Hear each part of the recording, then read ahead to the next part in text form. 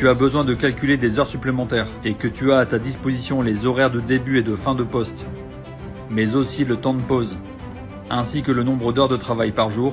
alors la méthode qui consiste à faire la différence entre l'heure de fin et l'heure de début de poste, qui sont par exemple pour ce premier jour 19h30 et 8h30, soit 11 heures d'amplitude, auxquelles tu retranches les 8 heures de temps légal,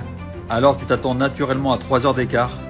Et pourtant, si j'effectue le calcul en utilisant la méthode que je viens de décrire, le résultat sera erroné. Mais je vais te montrer la méthode pour obtenir le bon résultat. Après un égal, tu vas saisir la fonction somme,